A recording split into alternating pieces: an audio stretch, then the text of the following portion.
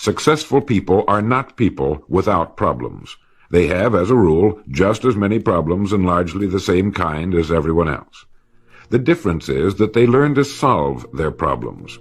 Successful living is nothing more than the ability to solve successfully the problems which are as much a part of living as breathing.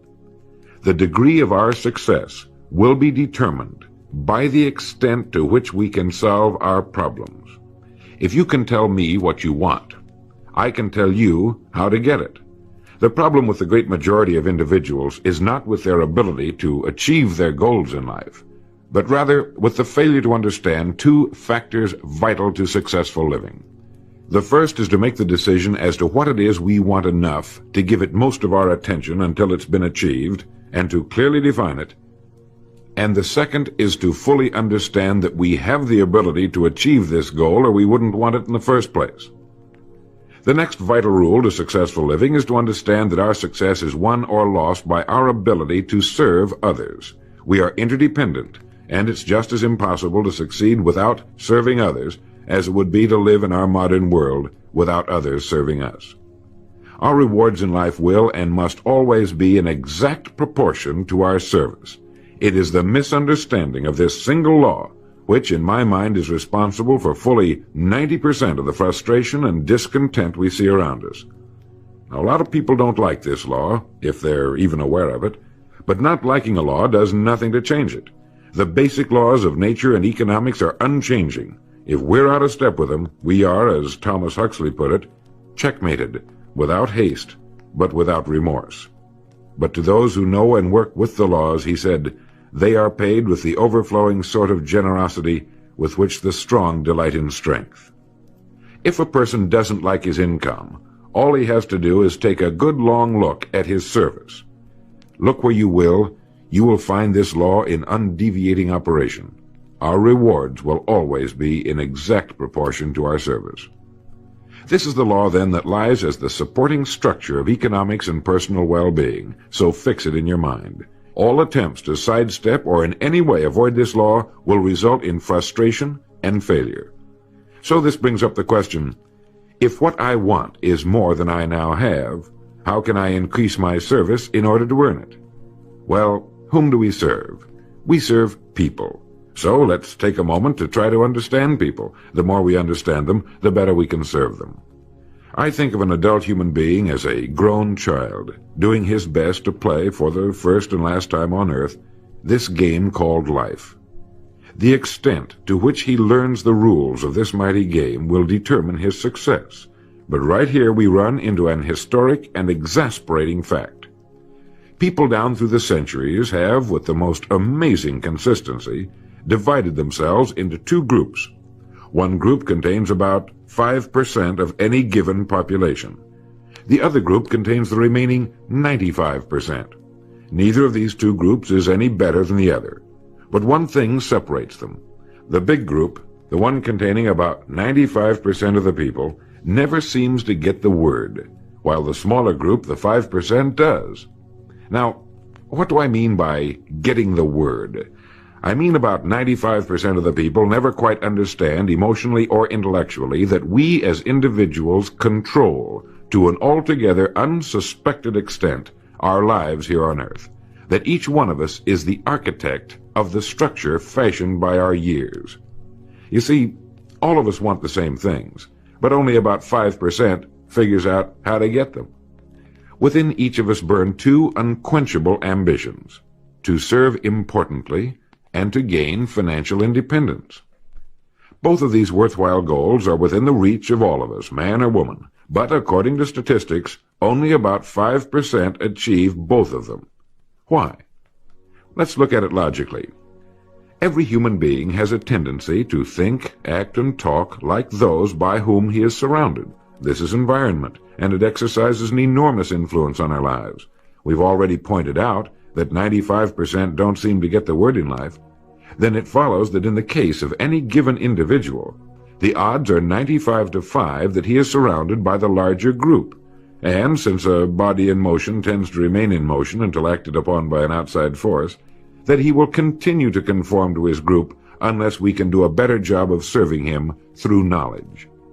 The failure of most people to live successfully is not caused by their lack of abilities, far from it, but rather in their failure to decide what it is they want, and understanding that our wants are governed by our talents and abilities, and that we are divided into two groups of roughly 5% and 95%, and that it's the 5% group which is successful.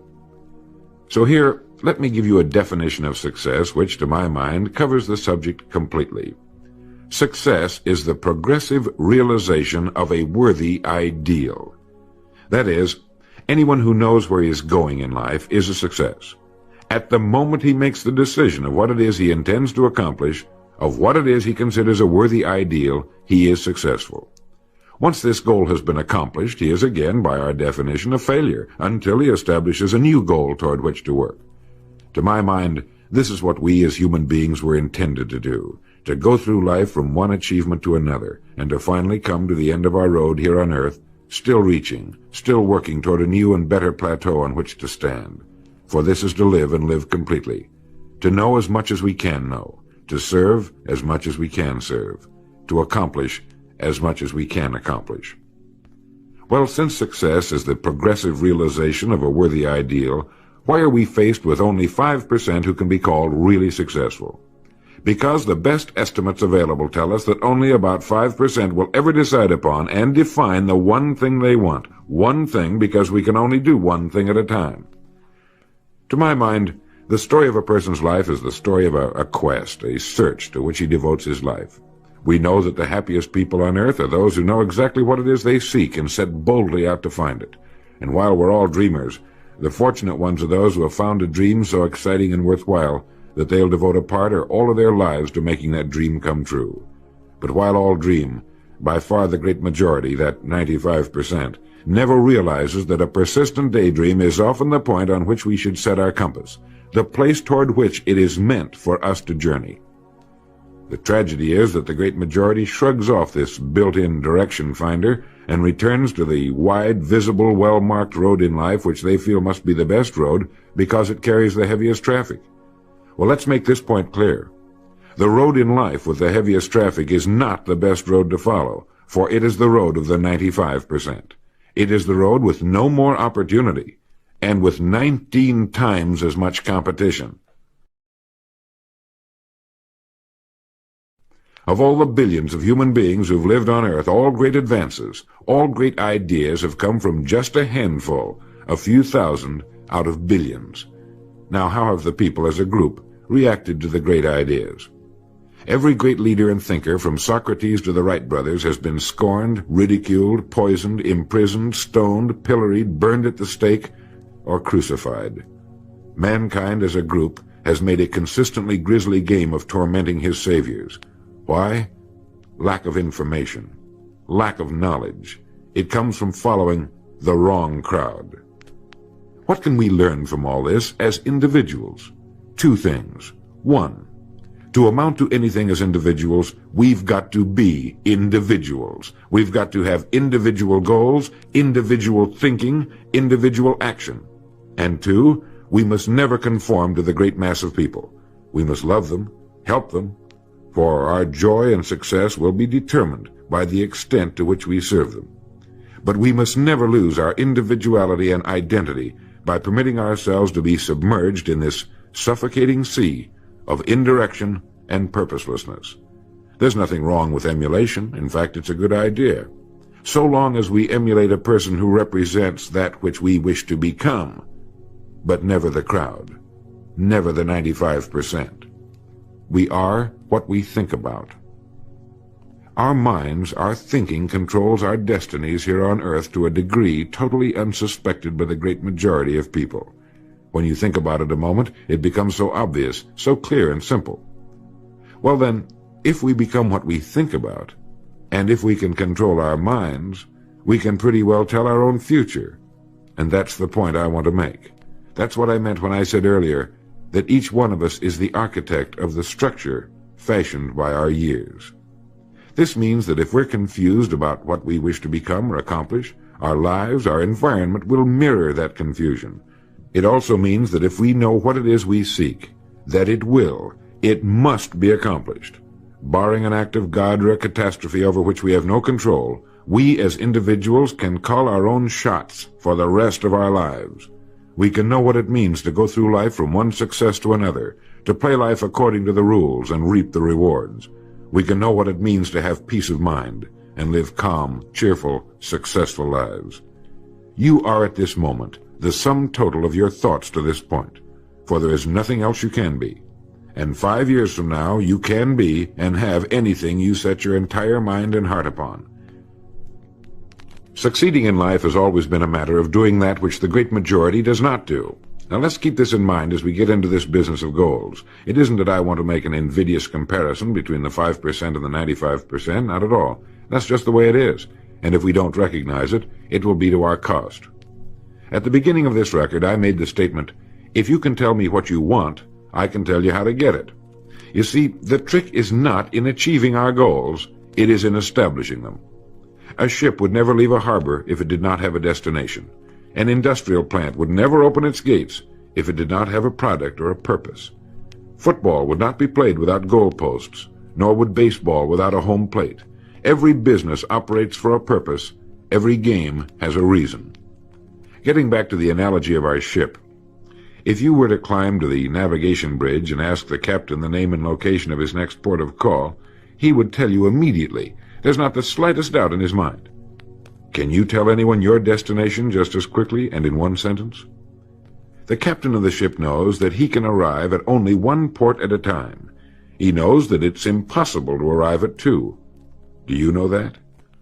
He also knows that his destination will be invisible for fully 99% of his voyage, but he knows it's there, and that he'll reach it, barring an unforeseen catastrophe, if he will just keep doing certain things a certain way every day. One fine morning his destination will appear on the horizon. He'll sail into port, his voyage successfully completed. When his business has been accomplished, he'll then sail to another predetermined port of call, and this will take him and his ship from one success to another for the rest of both of their lives. By understanding that he can reach only one port at a time, the owner of a ship can, in the short space of a very few years, reach hundreds of ports successfully. There'll be problems, lots of them, but they'll be solved, and the ship will steam its solitary course over the deep oceans of the world, devoting its life to accomplishing its mission and contributing its share to the welfare and economy of the world. Men and women who follow this sensible, obvious, and meaningful way of life will do the same. But the paradox is that most are like ships without rudders. They're subject to the whims of wind and tide. And while they hope they'll one day arrive in a rich and bustling port, you and I know that for every narrow harbor entrance, there's 1,000 miles of treacherous and rocky coastline. The chances of their just drifting into port are 1,000 to 1 against them.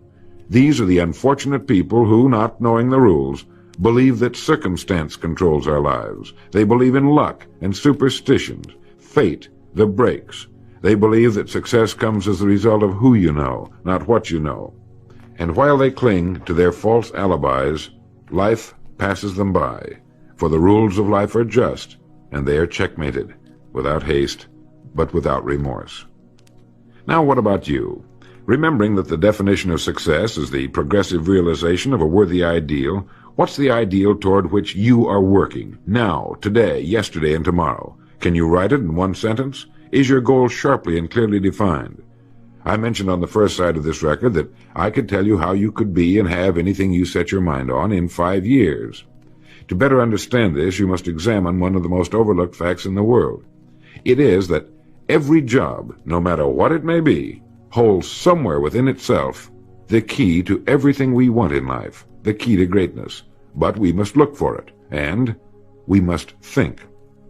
Decide to become a professional at your business. You see, we can either compete or create. If we compete with all the other people in our line of work, we must be willing to accept the same rewards. If that's what we want, fine. But if we want to become professionals at what we do, then we must create. And when we begin to do this, there's no limit to that which we can achieve. We hear a lot these days about a word called security. Everyone wants security, but not 1 in 10 can tell you what it is. Most people will tell you that security rests with a job. This is impossible. There is no such thing as a job that represents security. Anyone with a job can lose it for any one of 1,000 reasons at any time. There is only one place on earth you can find security, and if it isn't there, it isn't anywhere. It's inside of a person, never outside. If a man has security inside, where it belongs, his wife and children can feel it when he sits down to eat with them, and they're warmed by it. If a man has security inside where it belongs, you can see it walking down the street, and you can feel it when he enters a room. That's security, and you can't take it away from him. You can take away his money, his home, everything but a wife who's willing to start over, and most of them are, and drop him anywhere in the country. Go back in a year, and he'll be doing just as well as when you found him the first time. You can't keep a good man down, no matter what you do to him. Like cream on milk. You can shake it all day, but just set it down for a while, and it'll bounce right to the top again. This man or this woman has security, where it belongs. And do you know where it comes from? It comes from doing what we do for a living surpassingly well. It comes from being a pro in a world of amateurs.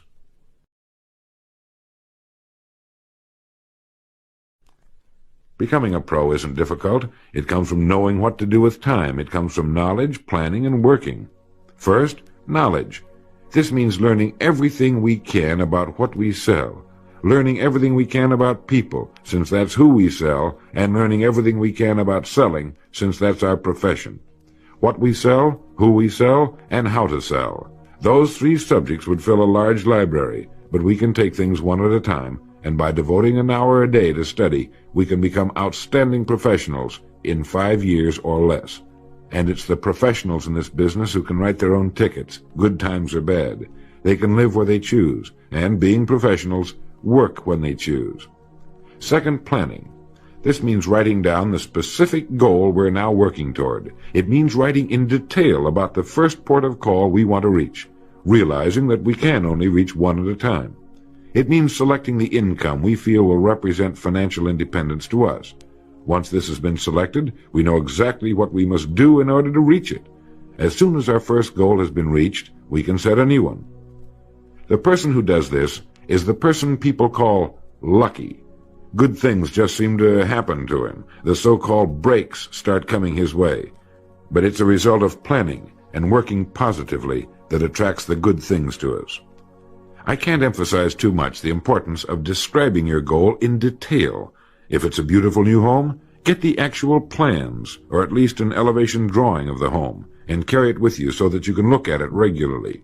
If it's a certain amount of money, write down the specific amount for the coming year to the penny, and then work your plan. Whatever your goal may be, write it down in detail. Then you're like the ship. You're on course, and you reach more successful ports in a few years than most men do in a lifetime. And third, working. Working more than the average, if we're going to achieve more than average results, is necessary, of course. But with proper planning and with knowledge, it seems easy. Moreover, to work, we need energy, and energy is inextricably linked to desire. Unless we have a desire to do a certain thing, we find ourselves without the energy. But you will never find desire without energy. Once our goal has been crystallized in our minds and we realize that we become what we think about, our doubts vanish as to whether or not we can achieve our desired ends, and with the picture of our dream in our mind, we have abundant energy. Compared with what we ought to be, we're only half awake. Our fires are damped, our drafts are checked. We're making use of only a small part of our possible mental and physical resources. Stating the thing broadly, the human individual thus lives usually far within his limits. He possesses powers of various sorts which he habitually fails to use. He energizes below his maximum, and he behaves below his optimum. And then he wrote, "Excitements, ideas, and efforts, in a word, are what carry us over the dam." He goes on in this excellent essay to point out that we have deep reservoirs of abundant energy that we habitually fail to use, and that by pushing past the first false feeling of fatigue, we will find an exhilarating second wind that will take us to our goals. This is why in studying the lives of the world's great men and women, we find they seemed to be indefatigable. Work meant nothing to them, because what they were doing, where they were going, filled their entire worlds. Frequently, people find it difficult to establish a goal toward which to work. Realizing that we cannot be successful without a goal, here's a good way to solve the problem. Get off by yourself and where you can think without being disturbed. Then write on a sheet of paper a complete description of the person you would like to be and the things, in being this person, you would have. Once this has been done, start acting the part of the person you wish to become. Carry as often as you can a clear mental image of the person you want to be and begin to be that person. Soon this will become so knit with habit it will lead you without fail to the goal you seek. You see, when you begin to do this, you're using your greatest power, your mind, and you will become what you think about. The only thing about a man that is a man is his mind. Everything else you can find in a pig or a horse. Think about that line until you know what it means. The only thing that sets us apart as human beings is our divine minds. Everything that means anything to us, our love of our families, our faith, our dreams, our talents and abilities, our religion, everything we know, is connected to us solely through our minds. Our minds represent our hope and our future. Yet, as a rule, it is the last place the average person will turn to for help. Your mind contains riches beyond belief, but you must prospect this rich and largely unexplored continent. And the only way it can be prospected is by systematic study and systematic thinking. Your mind is like a muscle. It will develop only to the extent that you use it, no more. By devoting an hour a day to study, you're building your mind into a powerful and creative servant. If you only do this 5 days a week, it comes to 260 hours a year. That's 1,300 hours in 5 years, or the equivalent of 162 8-hour days devoted to study and research. Believe me, if you'll do this, in 5 years you'll be one of the most accomplished professionals in your field, and you'll have the world on a string. You will virtually be able to write your own ticket. The average man works 8 hours a day, about 50 weeks a year, for 40 years. That's time enough to become great at anything. The time will pass anyway. We might as well reap the rewards. So now, let's sum up and reduce the whole thing to a workable formula, a set of rules for this game of life that cannot fail to take us to where we wish to go. The first and most important thing to remember is the rule that controls our life. We become literally what we think about. This means that we must establish a worthwhile goal toward which to work, a goal that will occupy our minds most of the time. This goal should be written out or illustrated. We should look at it and restate our purpose every morning, every night, and as many times during the day as we can. We must fully understand, emotionally as well as intellectually, that whatever it is we set our heart upon will become real in our lives. We must also remember the law that lies as the basic foundation for all economics and personal well-being as well. Our rewards will be in exact proportion to our service, and if we want to get into the top 5% of the people, we must often cut ourselves away from the effects of our environment and become individuals with individual goals, individual thinking, individual actions. We must realize that our daily work contains more opportunities than we could develop in a lifetime, and that our job contains within itself the key to greatness, the road to everything we could possibly want in life for ourselves and our families. We must realize, too, that security can be found in one place only, inside of us. If it isn't there, it isn't anywhere. And the only road to security lies in doing what we do for a living surpassingly well. And lastly, that we must become professionals at what we do, and that becoming a pro involves knowledge, planning, and working. Knowledge of what we sell, who we sell, and selling. Planning by establishing the goal, which automatically establishes our work pattern. The great salesman is like the great golfer. It looks easy the way he does it, because it is easy the way he does it. But it took time, dedication, and work in its accomplishment. Is it worth it? You bet it is. P.G. Hamilton once wrote, "Let's be different. A strong life is like that of a ship of war, which has its own place in the fleet and can share in its strength and discipline, but can also go forth alone to the solitude of the infinite sea. We ought to belong to society, to have our place in it, and yet be capable of a complete individual existence outside of it. And remember the strangest secret, will you? You are now, and you will become, what you think about."